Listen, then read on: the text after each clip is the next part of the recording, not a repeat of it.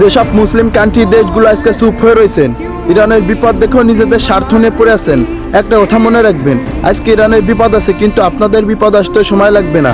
আমরা সে অনেক আগের থেকেই দেখতেছি ইরান যে কোনো মুসলিম কান্ট্রির বিপদ হলে ইরানকে পাশে পাওয়া যায়। আজকে সব দেশগুলো চুপ হয়ে রয়েছেন। আপনাদের স্বার্থ কত বড় সেটা আজকে পৃথিবীর মানুষ সব জেনে গেছে। আজ যে দেশগুলো বলতো ইরানের বন্ধু, আজকে সেই সব দেশগুলো চুপ হয়ে রয়েছে। আপনারা বন্ধু নামের শত্রু। আজকে ইরানের পাশে আপনারা যাচ্ছেন না, কালকে আপনাদের পাশে ইরানকে পাবেন না। আর ইরান এমন একটা কান্ট্রি যে কোনো দেশের কাছে মাথা নত করতে রাজি না।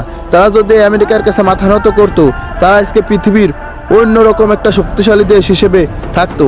আজকে এই ইহুদিদের বিরুদ্ধে ইরানরা কথা বলার জন্য আজকে ইরানের এই দশা। আর আপনারা আজকে অন্য মুসলিম কান্ট্রি সব চুপ হয়ে রয়েছেন। ইরান একটা মুসলিম কান্ট্রির দেশ। আপনারা সবাই স্বার্থভেদ সব কিছু বাদ দিয়ে আপনারা ইরানের পাশে দাঁড়ান। আপনারা মুসলিম কান্ট্রি দেশগুলো সবাই ইরানকে সাপোর্ট করুন। আপনারা বুঝতেছেন না কেন? মুসলিম আমরা ভাই, ইহুদিদের কাছে কখনো আমরা মাথা নত করবো না। আজকে খামেনি শুধু মাথা নত না করার জন্য তার মৃত্যুবরণ করতে হয়েছে। আপনারা প্লিজ সবাই এগিয়ে যান।